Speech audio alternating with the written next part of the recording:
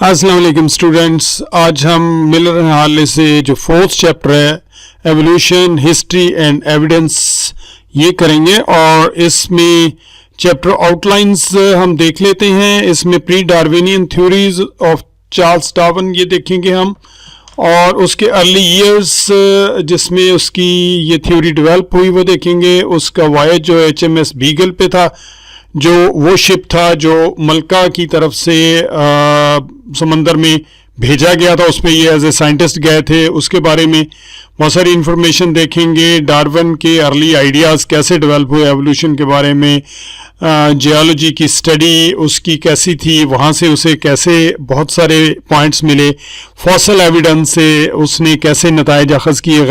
Galapagos island जो था ये मेन जगह थी जहाँ पे उसकी ये थ्योरी जो है वो डेवलप हुई। वहाँ उसने क्या देखा और कौन से वो फैक्टर थे जिस वजह से ये थ्योरी डेवलप हुई। सो theory of evolution by natural selection ये भी हम पढ़ेंगे। नेचुरल सिलेक्शन एक्चुअली है क्या, अडेप्टेशंस क्या चीज़ होती हैं, अल्फ्रेड रसल वेलेस ने क्या कहा था। माइक्रो एवोल्यूशन और मैक्रो एवोल्यूशन के बारे में देखेंगे। Evidence of macro evolutionary changes, biogeography, palaeontology, embryology and homology, ये सारी टर्म्स हम बहुत अच्छे तरीके से करेंगे। और उसके बाद है interpreting the evidence, phylogeny and common descent, किस तरह से हम ये देखेंगे कि बहुत ज़्यादातर लाइफ जो है वो एक ही एंसेस्टर से आई है। So the question of earth origin and life origin have been on the mind of human since prehistoric time when accounts of certain creation were passed only from generation to generation। ये आमतौर पे written material नहीं था, उस वक्त किताबें नहीं लिखी जाती थी, ना ही छापा खाना था, हाथ से लिखने का रवाज भी बहुत नहीं था। तो जो जितने नज़रियात ज़रूर डेवलप हो रहे थे, तो जितने नज़रियात थे वो एक नस्ल से दूसरी नस्ल में ज़ुबानी ही पहुँचते थे। For many people these questions centered around concept of purpose। पहला सवाल ही ये था कि इस सारी क्रिएशन का मकसद क्या है, इसके पीछे क्या पर्पस है। ज़मीन की पैदाइश के बारे में, ज़्यादातर चीज़ों के बारे में तो इंसान शुरू में जानता भी नहीं, ये समझता था कि हमारी ज़मीन जो है ये सबसे बड़ी है और बाकी कायनात के अंदर जो है वो चीज़ें शायद छोटी हैं और इतनी बड़ी नहीं हैं। लेकिन ये बाद में उसे पता चला कि ज़मीन एक सिर्फ स्पॉट, एक ज़र्रे के बराबर है और कायनात तो बहुत वसी है। बहरहाल ज़िंदगी सिर्फ ज़मीन पे थी और अभी तक कहीं और ज़िंदगी का सुराग नहीं मिला। तो ये इसका मकसद ज़िंदगी को पैदा करने का और ज़मीन को पैदा करने का, ये सवाल हमेशा इंसान के ज़हन के अंदर रहा है और इसका जवाब मज़हब ने दिया है या फिर फ़िलॉसफी में दिया है। और उसके बाद एक और क्वेश्चन है कि हम यहाँ पर आए क्यों हैं, हम क्यों रहते हैं। What is human nature like, really like, इंसानी फितरत क्या है। How do we deal with the mortality, और हम मौत के बाद क्या होगा, हम मौत से कैसे डील करें। और मौत के बाद की ज़िंदगी के बारे में बहुत सारे क्वेश्चंस हमारे जहनों के अंदर थे और हैं। Many of us are also concerned with other very different questions of origin। Science ने तरक्की की, बहुत सारे philosophers ने नए questions उठाए। How old is the planet Earth? How old is the planet Earth? ज़मीन कितनी पुरानी है। How long has life been on the earth? ज़मीन के ऊपर ज़िंदगी कितनी पुरानी है। How did life arise on the earth? ज़िंदगी पैदा कैसे हुई, लाइफ का ओरिजिन कैसे हुआ। How did a certain animal species come into existence? Species कैसे बनी। Answers for these questions come from the different authority that of the scientific inquiry. ये जो नॉलेज की क्वेस्ट थी, साइंटिफिक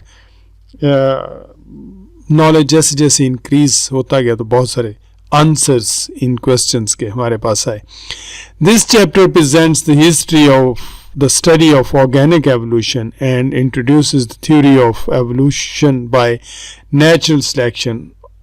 नेचुरल सिलेक्शन की थ्योरी के बारे में हम इस चैप्टर के अंदर पढ़ेंगे। और organic evolution according to Charles Darwin is descend with the modification.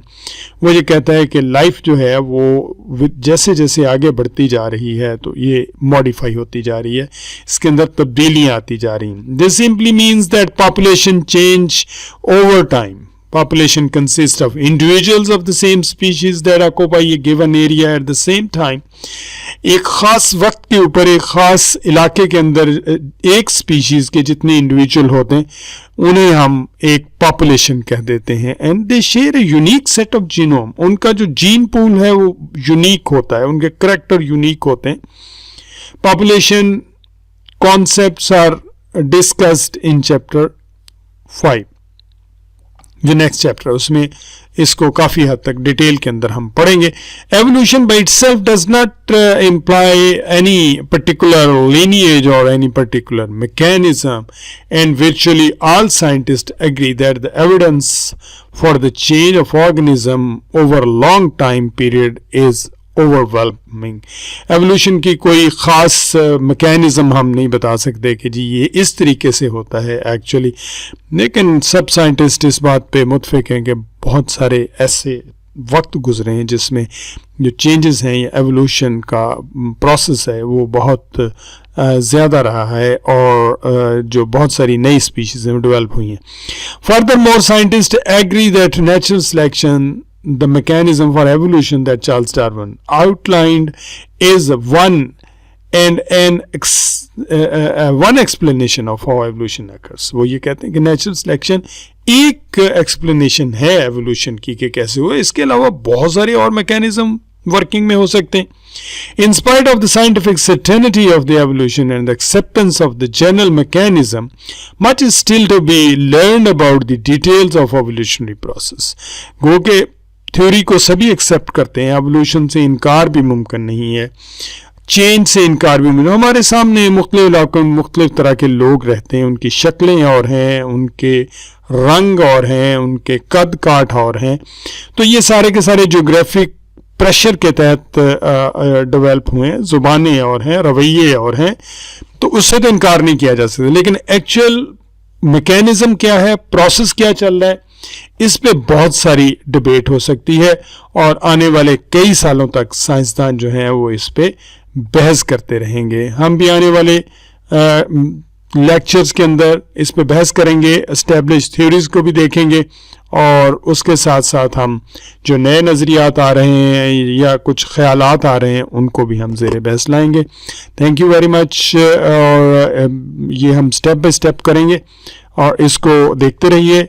Channel को सब्सक्राइब भी कर लीजिए, लाइक भी कीजिए और ताकि आप तक इसका नोटिफिकेशन भी पहुंचता रहे. Thank you very much.